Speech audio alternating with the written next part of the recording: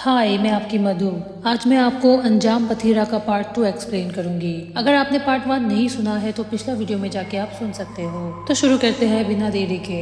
पिछले वीडियो में अनवर और अनिल जो है वो दुकान गया हुआ होता है मूर्ति को लेके। वहाँ का जो ओनर है वो उन्हें कहता है कि आप कहाँ तक ढूंढेंगे, ऐसे तो बहुत सारे दुकानें हैं मूर्तियों के, इससे अच्छा शहर में कुछ गिने चुने कारीगर हैं, आप वहाँ पे जाके उनसे पूछताछ करिए, शायद आपको कुछ क्लू मिल जाए। अब अनिल और अनवर जो है वो दुकान से निकल जाते हैं। अब एक रात पुलिस स्टेशन में एक लड़की आई हुई होती है। वो लड़की जो है हवलदार से कहती है कि इंसाफ की देवी की मूर्ति के बारे में मैंने न्यूज में देखा था, उसी के बारे में मैं कुछ बताने आई हूँ। अब हवलदार बोलता है इंसाफ की देवी, ये कौन सी देवी है? वो लड़की बोलती है अगर कोई सीनियर है तो मेरी उनसे बात करा दीजिए।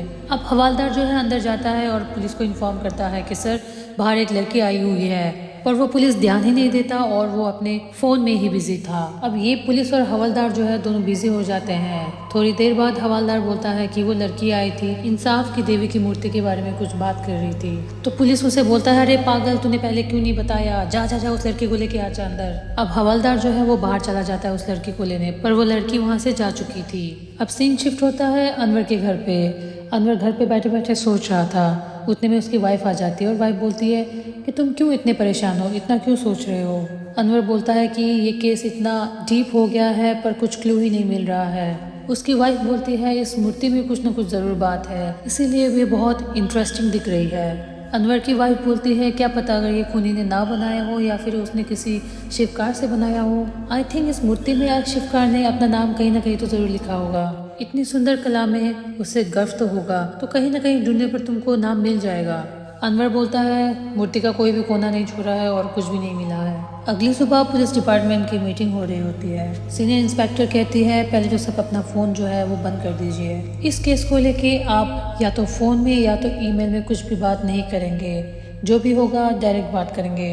वजह है खूनी जो है हमें back to back cyber attacks कर रहे हैं। अभी तक 2 खून हो गए हैं, वो भी ऐसी जगह में जहाँ पे दोनों का कोई कनेक्शन नहीं है। शहर के जितने भी ऑफिसर्स हैं शहर के कोने कोने में फैल जाइए। रात के टाइम पुलिस को पेट्रोलिंग में भेजिए, खासकर वीरानी जगह और सुनसान सड़क पर, और आपस में फ़ोन के थ्रू कोऑर्डिनेट करते रहना। ये बोल के मीटिंग जो है ओवर हो जाती है। अब रात के टाइम सारे पुलिस जो है पेट्रोलिंग कर रहा होता है। सीनियर इंस्पेक्टर और पर्सन की ड्यूटी साथ में होती है। सीनियर इंस्पेक्टर उसे बोलती है पर्सन मैं आगे आगे जाऊंगी, तुम मेरे पीछे पीछे आना स्कूटी पे, और हाँ कंटिन्यूस मेरे साथ फ़ोन पे ऑनलाइन रहना। अब सीनियर इंस्पेक्टर जो है वो आगे आगे चलती है, पर्सन पीछे पीछे आ रहा होता है। उतने में एक गाड़ी आ जाती है और उस सीनियर इंस्पेक्टर के ठीक पीछे रहता है और धीरे धीरे उसको फॉलो करने लगता है। सीनियर इंस्पेक्टर वॉकी टॉकी के थ्रू पेल्सन से ये कहता है कि पेल्सन ये गाड़ी जो है मुझे फॉलो कर रही है, तुम सावधान रहना। वो गाड़ी जो है पीछे से बिल्कुल सीनियर इंस्पेक्टर के साइड में आती है और दौड़ खोल के बोलती है अरे आना, चल चल हमारे साथ चल। मतलब इस गाड़ी में कुछ गुंडे होते हैं जो उसे तंग कर रहे होते हैं। उतने में सीनियर इंस्पेक्टर जो है अपना गन निकाल के दिखाती है, वो गाड़ी वाले जो है वो भी भाग जाते हैं। अब सीनियर इंस्पेक्टर वॉकी टॉकी में पाल्सन बुला रहा होता है पर सामने से कुछ जवाब नहीं आता है। जाके चेक करने पर यह पता लगता है कि पाल्सन को भी उठा लिया गया। यहाँ पे हमें ये पता चलता है कि उन्होंने पुलिस को जो है वो उल्लू बनाया है, और दूसरी बात हमें ये पता चलता है कि खूनी जो है वो अकेला तो बिल्कुल भी नहीं है। अब कमिश्नर जो है सीनियर इंस्पेक्टर को फ़ोन करके ये बोलता है कि अभी तक 3 पुलिस मर चुके हैं पर तुम्हारी टीम ने अभी तक कुछ अपडेट भी नहीं किया। अब मैं नया टीम को अपॉइंट करूंगी, तुम्हारा टीम ढंग से काम नहीं कर रहा। सीनियर इंस्पेक्टर कुछ बोले उससे पहले ही कमिश्नर जो है फ़ोन काट देता है। अब सीनियर इंस्पेक्टर अनिल, अनवर और एंड्रयू ये सब आपस में बात कर रहे होते हैं। आखिर ये खूनी कैसे ट्रैक कर रहा है, इसे कैसे पता चल रहा है कि हम कहाँ पे हैं कहाँ पे नहीं। एंड्रयू यानी हैकर वो बोलता है फ्रिक्वेंसी को देख के हम इजीली ट्रैक कर सकते हैं। अनवर सामने से बोलता है यार ये इतना आसान नहीं है जैसे हम सोच रहे हैं, खूनी के पास कुछ हथियार भी नहीं है और वो इतना इजीली कैसे उठा सकते हैं, कुछ तो यहाँ पे पॉइंट है जो हमसे छूट रहा है। अब सीनियर इंस्पेक्टर अनिल और अनवर जो है कंट्रोल रूम में बैठ के गाड़ी को नोट डाउन कर रहे होते हैं क्योंकि कल ही एक पुलिस अगवा हुआ था। अब सीन शिफ्ट होके अनवर के घर में दिखाया जाता है। बेल बजते हैं टिंग टोंग। अनवर का वाइफ अब डोर खोलती है और देखती है बाहर कुछ डिलीवरी बॉय होते हैं। वो पूछती है ये क्या है? डिलीवरी बॉय बोलता है ये आपके लिए पार्सल है, ये ऑलरेडी पेड है, आपको बस रिसीव करना है, और वो रिसीव करके अंदर लेके जाती है। पार्सल जो है वो काफी बड़ा था। अब अनवर की वाइफ जो है अनवर को कॉल करती है और पूछती है क्या तुमने फ्रिज ऑर्डर किया था क्या? अनवर बोलता है नहीं।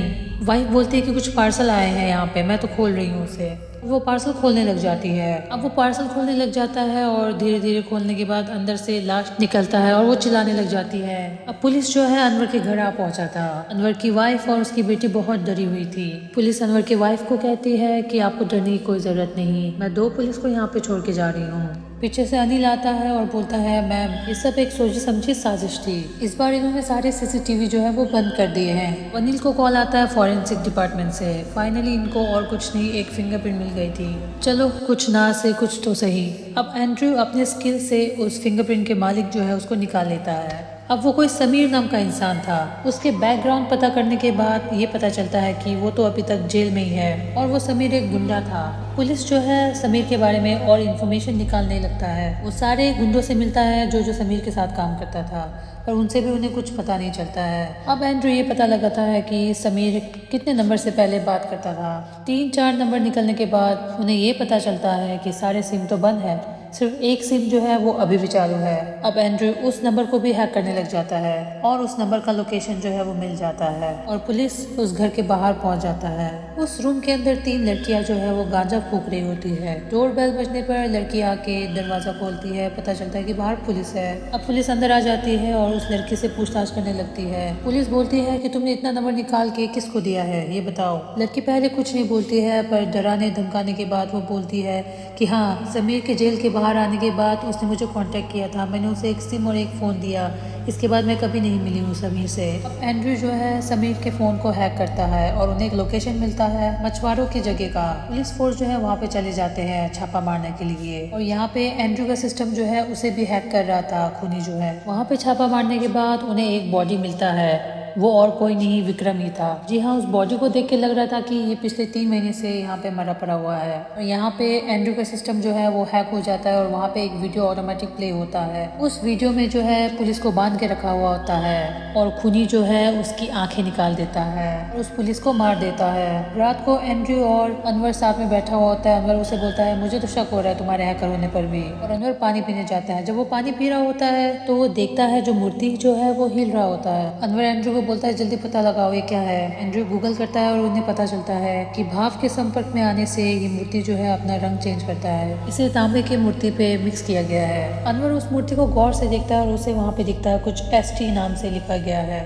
पता लगाने पर उन्हें पता चलता है ये भी एक कारीगर ही है। ये सब तुरंत निकल जाते हैं उस कारीगर से मिलने के लिए। अब अनिल, अनवर और सीनियर इंस्पेक्टर जो है वो कारीगर के घर के अंदर घुस जाता है। अंदर घुसते ही उन्हें दिखता है कि बहुत सारी मूर्तियां जो है वो बनाए हुए थे। पुलिस के अंदर घुसते ही कारीगर ये बोलता है कि आप पुलिस वाले हो ना, आपके जूते से ही मुझे पता लग गया था। मुझे पता था इस मूर्तियों के बारे में जानने के लिए आप मुझ तक जरूर पहुंचेंगे। जब मैंने न्यूज़ में सुना था उन हत्याओं के बारे में तो मैं चाहता था कि आप खुद मुझ तक पहुंचो। जी हाँ, वो सारे मूर्तियाँ जो है वो मैंने ही बनाया है, मैं ही शिवकार हूँ उस मूर्ति का। अब कारीगर जो है उन्हें बोलने लगता है कि आज से 6 महीना पहले एक आदमी आया था, लगभग 40 साल की उम्र का था। उसने मुझसे कहा मुझे इंसाफ की देवी की मूर्ति चाहिए, वो भी खुली आंखों वाली। उस मूर्ति के लिए वो अच्छा खासा रकम भी देने के लिए तैयार था और स्पेशली बोला गया था कि उसकी आंखों पे बहुत अच्छे से और बारीकी से काम हो। उसकी बस ये मांग थी कि मूर्ति पे ऐसा कोई भी निशान नहीं हो जिससे किसी को भी पता लगे इस मूर्ति के बारे में। मुझे कुछ सही नहीं लगा, इसलिए मैंने अपना नाम लिखकर पीतल और कार्बोनेट को मिक्स करके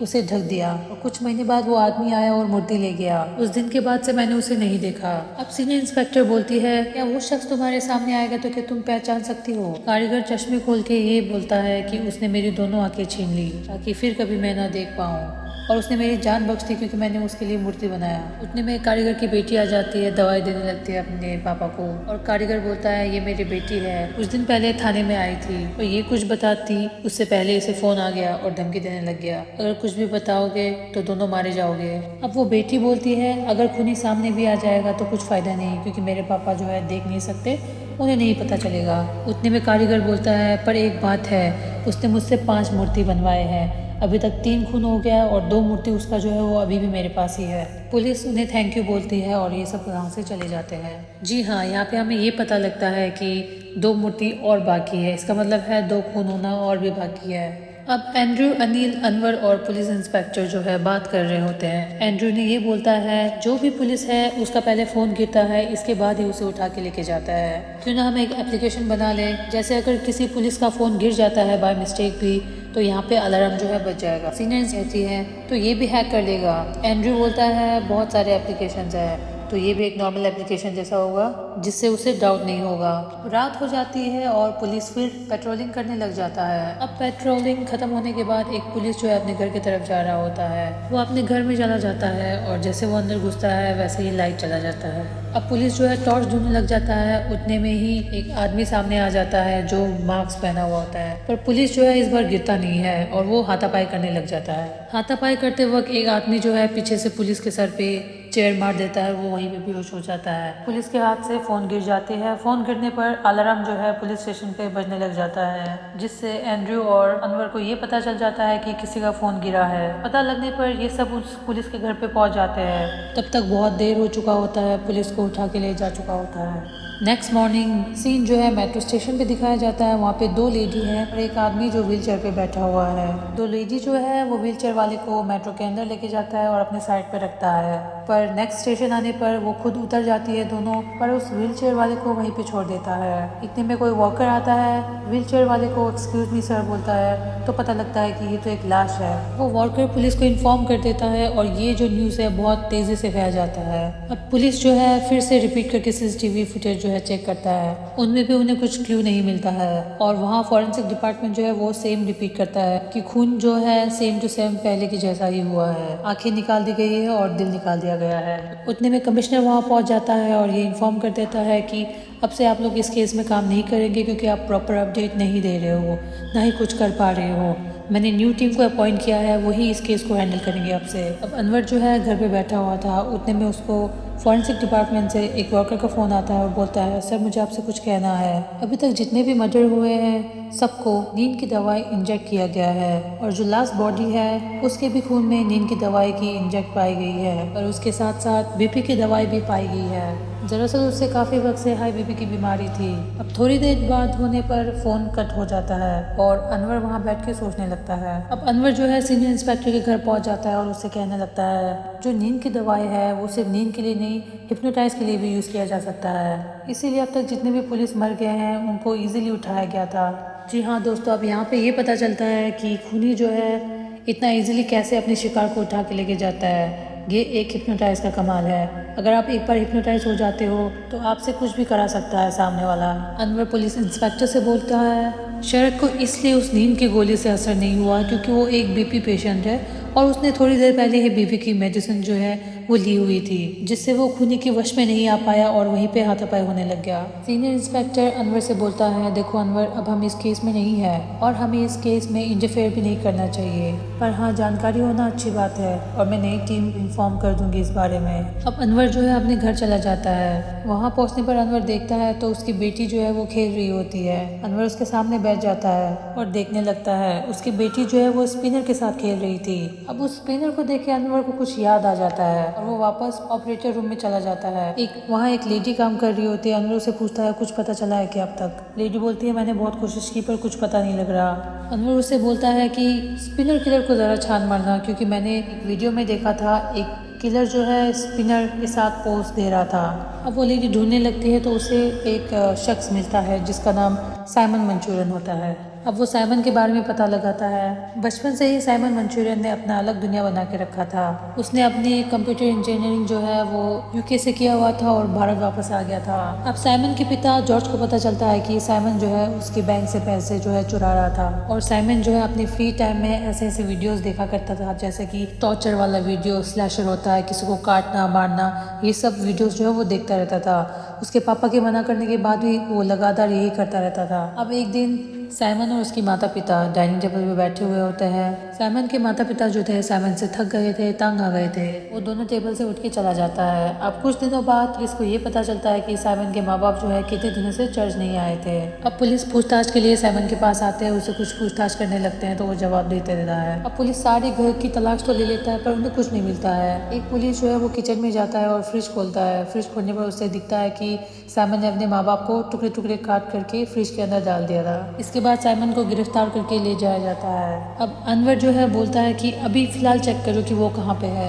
सिस्टम में चेक करने के बाद ये पता लगता है कि जिस जेल में साइमन था उस जेल में आग लगने की वजह से साइमन मारा गया है और इंक्वायरी अभी भी चल रही है। अनवर जो है पुलिस स्टेशन चला जाता है। वहाँ पे जो न्यू अपॉइंट किया हुआ पुलिस जो है वहाँ पे बैठा हुआ था, उससे वो बात कर रहा होता है। पुलिस वाला अनवर से ये कहता है कि अनवर तुमने ऑलरेडी ये केस को बहुत ख़राब कर दिया है, अब प्लीज़ इस पे इंटरफेयर मत करो। अनवर वहाँ से उठ के चला जाता है। जाते जाते अनवर ये कहता है पुलिस को कि मेरे हिसाब से साइमन जो है अभी जिंदा है। अनवर पुलिस क्वार्टर में चला जाता है और वहाँ पे एंड्रू होता है। अनवर एंड्रू से कहता है कि अपना बैग पैक कर लो और यहाँ से जाओ, क्योंकि अब मुझे नहीं लगता कि तुम्हारी कुछ ज़रूरत पड़ेगी मुझे। एंड्रू बोलता है कि उन्होंने मुझे 2 बार अटैक कर लिया है साइबर के थ्रू, अब मैं इन्हें कैसे भी ढूंढ निकालूंगी, देख लेना आप। अनवर जो है एंड्रू को साइमन का पिक्चर दिखाता है, इसे देखो, इसे देख के शायद तुम्हें कुछ क्लू मिल जाए। एंड्रू इस पिक्चर को देख के पता लगा लेता है। वो सिस्टम खोलता है और मैच करने लगता है वही इंसान की पिक्चर से जो लाश को मेट्रो पे छोड़ के चला गया था। तो जी हाँ, यहाँ पे दोनों पिक्चर जो है वो मैच खा जाता है, सेम टू सेम वही होता है।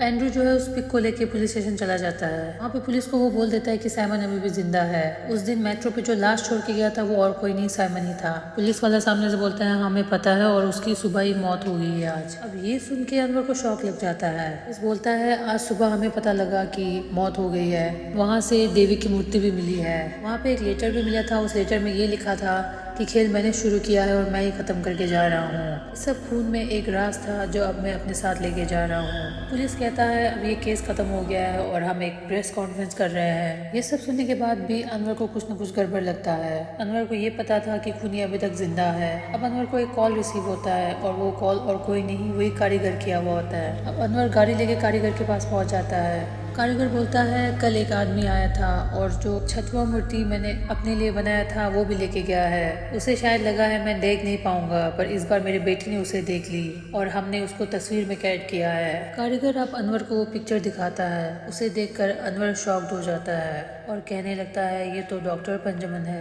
अनवर जो है डॉक्टर बेंजामिन के गाँव में चला जाता है। वहाँ पर एक शख्स से पूछताछ करने के बाद उसे ये पता चलता है कि डॉक्टर बेंजामिन का पापा जो है उसने अपनी बेटी को ही रेप करके प्रेग्नेंट कर दिया था। सीन जो है शिफ्ट होके पास्ट में चला जाता है। जुमैन, उसका बाप और उसका बहन दिखाया जाता है एक घर पे। वो तीनों गरीब तो थे पर बहुत ही खुश थे आपस में। बेंजामिन का पापा जो है वो अपनी बेटी और बेटे के लिए कुछ भी कर लेता। वो थे गरीब पर दिल के अमीर थे। एक दिन बेंजामिन की बेटी जो है वो स्कूल में बेहोश हो जाती है और जांच करने पर यह पता लगता है कि वो प्रेग्नेंट है। डॉक्टर उसे बोलता है आपका बेटी जो है वो पेट से है, वो प्रेग्नेंट है। बेंजामिन का पापा बोलता है ये कैसे पॉसिबल है, ये हो नहीं सकता, वो तो अभी बहुत छोटी है। पर डॉक्टर बोलता है कि पर प्रेग्नेंट है वो। पापा जो है अपनी बेटी को घर लेके जाता है और वो बहुत ही निराश होता है, बहुत ही अपसेट होता है। वो अपनी बेटी से पूछता है कि बताओ किसने किया, पर वो बेटी नहीं बताती और चुपचाप बैठी रहती। ऐसे धीरे धीरे बहुत दिन बीत जाते हैं। दिन बेटी जो है वो बता ही देता है, क्योंकि बेटी को भी अपने बाप का दर्द जो है बर्दाश्त नहीं। बेटी अपने पापा से बताती है कि ये चर्च का फादर ने किया है।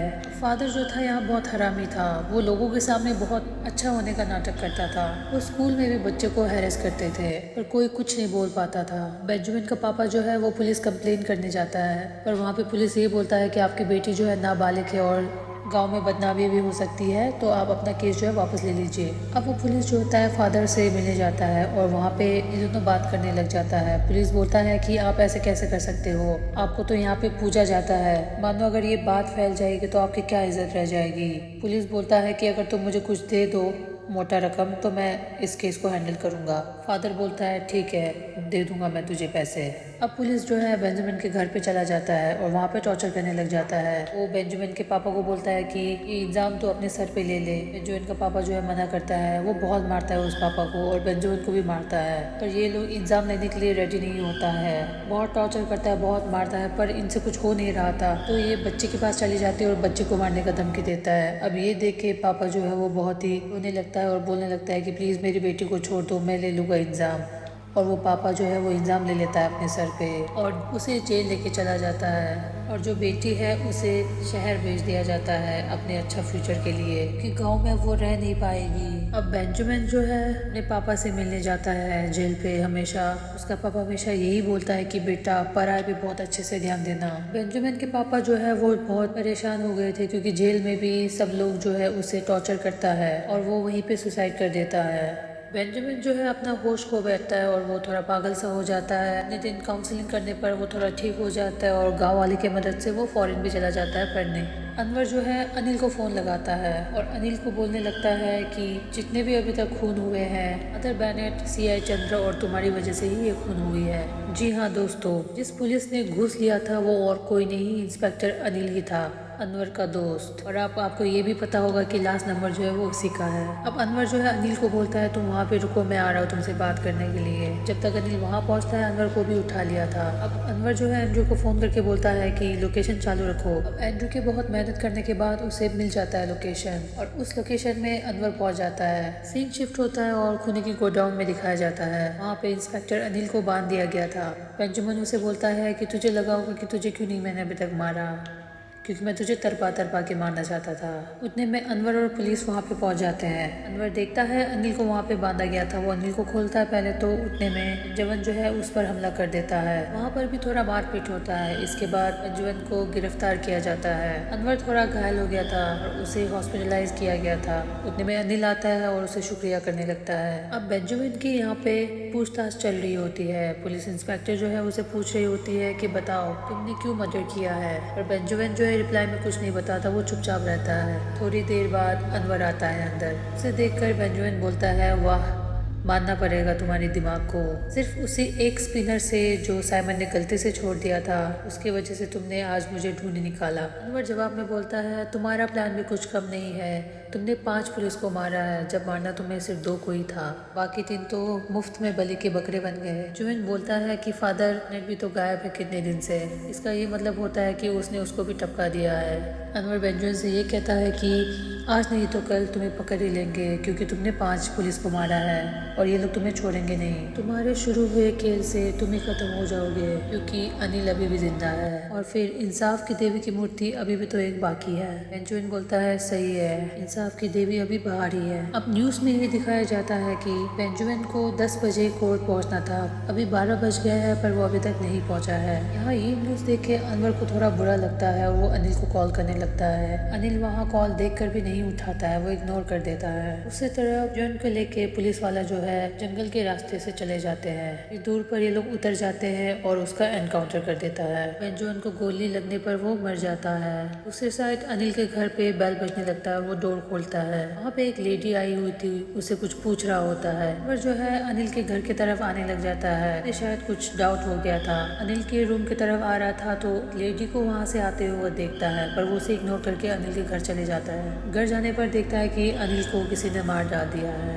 और अनवर ऊपर से दौड़ के बैल्कनी से देखता है नीचे वो लड़की जा रही थी। अनवर यहाँ से आवाज देता है रेबिका, तो वो लड़की जो है वो पीछे मुड़ के अनवर को देखता है और आगे की तरफ बढ़ के चला जाता है। जी दोस्तों, तो रेबिका वही लड़की थी जिसका फादर ने रेप किया था। जितने भी मर्डर हुए थे ये बेंजामिन और रेबिका दोनों ने मिल के किया था। इस कहानी के ऊपर मेरा ओपिनियन ये है कि आप किसी के साथ कभी बुरा मत करना, क्योंकि वो वापस मुड़ के आपके पास ही आ जाता है। और दूसरी बात, कानून को कभी हाथ में मत लेना कि इंसाफ के लिए जज है, पुलिस है, जो कि बेंजामिन ने किया। कानून को अपने हाथ में लिया और अपने तरीके से उसने इंसाफ दिया। आखिर में उसकी भी मौत हो गई। दोस्तों, जुर्म करना बहुत ही बुरी बात है, जुर्म करने वालों का साथ देना इससे भी बड़ी। यहाँ पे इंस्पेक्टर अनिल ने बहुत बुरा किया था। अगर वो उस वक्त सही रास्ते पे चलते तो आज ये सब नहीं होना था। तो दोस्तों बताइएगा आपको ये कहानी कैसे लगी, और मैं अब इस वीडियो को एंड करती हूँ। बाय।